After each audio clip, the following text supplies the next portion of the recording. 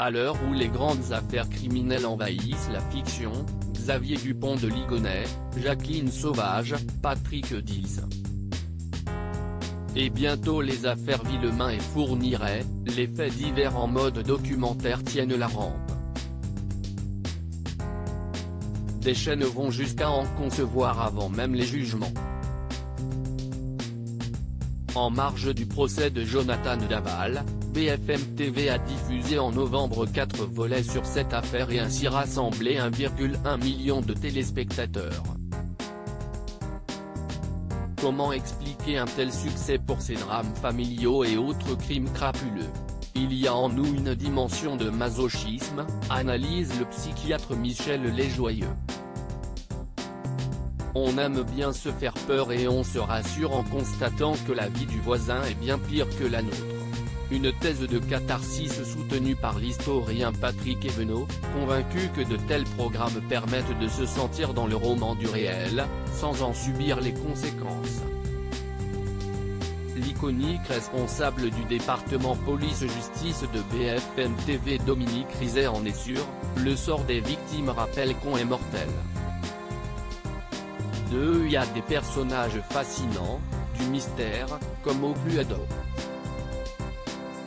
L'exorcisme de nos peurs a encore de beaux jours devant lui. Au bout de l'enquête, la fin du crime parfait? France 2, samedi, 14h.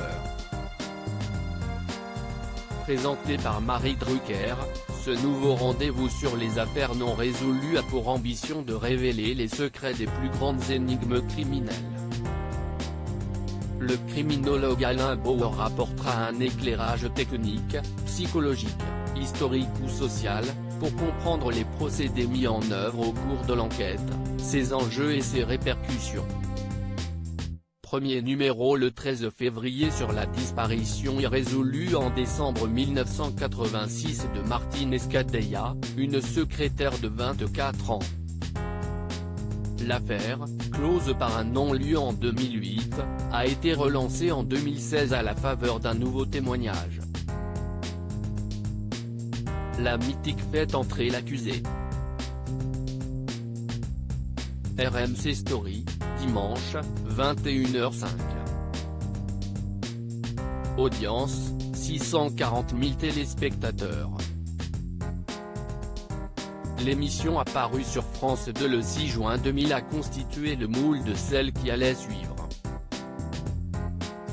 Rendu célèbre par son ambiance, sa rigueur éditoriale et le talent de conteur de Christophe Ondelat, le magazine aux 260 numéros reste la référence. Présenté de 2011 à 2020 par Frédéric Lantieri, doté d'un budget princier, environ 250 000 € l'épisode, entre 50 000 € et 80 000 € pour ses futurs concurrents, il a été victime des coupes financières de France Télévisions. Fait entrer l'accusé est arrivé sur RMC Story en octobre 2020. Rachid Embarki et Dominique Rizet assurent la présentation et la pérennité de la formule, mais sans atteindre les scores d'antan, plus de 3 millions de fidèles début 2000. Les classiques enquêtes criminelles. W9. Audience, 535 000 chroniques criminelles. TFX, samedi, 21h05. Audience, 410 000 reconstitutions sur musique d'outre-tombe, nombreux témoins, narration neutre, les magazines de W9 et de TFX sont assez similaires, hormis les audiences supérieures pour enquête criminelle. Nathalie Renou lance les sujets puis donne la parole aux experts, avocats, psychologues. Efficace et complet. Sa petite sœur, chronique criminelle, présentée par Julie Deneyer avec la voix de Jacques Pradel, propose deux faits divers, un français, l'autre américain. Les reconstitutions frisent parfois la maladresse à force d'effets sonores et visuels. La recyclée affaire criminelle. RMC Découverte. Audience, 65 000. Il s'agit ni plus ni moins de l'émission diffusée sur NT1, devenue TFX, de 2008 à 2011. Comme elle revient sur les affaires les plus traitées et les plus médiatisées, Guy Georges, Thierry Paulin, Omar Haddad. L'ensemble sans le réchauffer.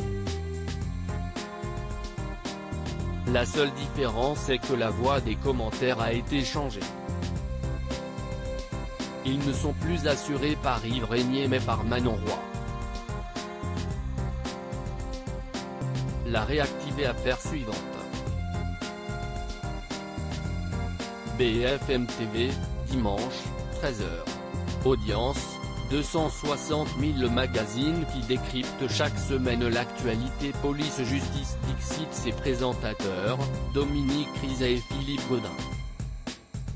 Né en septembre 2018 avec un sujet sur Redouane Faïdi, qui venait de s'évader, l'émission revient sur les affaires en cours. Rythme de JT, intervenants divers, le tout dans un décor de tribunal qui n'est peut-être pas la meilleure idée du programme. La décalé un ont élucidé. RMC Story. Audience, 370 000 jusqu'à l'arrivée d'au bout de l'enquête, la fin du crime parfait ? Non élucidé était la seule émission sur les affaires non résolues. Elle a permis de confondre le vrai coupable par deux fois. Sans fioriture et avec l'expertise de Jean-Marc Bloch, ancien commissaire au SRPJ de Versailles, et Negara Herry, avocate, ce magazine produit et présenté par Arnaud Poivre d'Arvor est une référence. L'Anglo-Saxonne Naples. Chérie 25, mardi, 21h. Audience, 150 000 présenté par Evelyne Thomas. Snap est le seul prime de faits divers dédié aux États-Unis.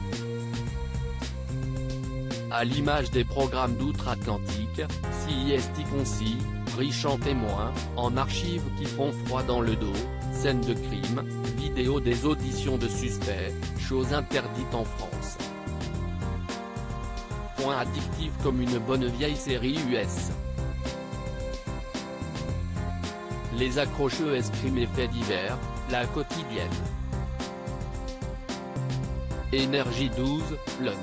Aubin, 12h15 et 19h35. Audience, 217 000 crime.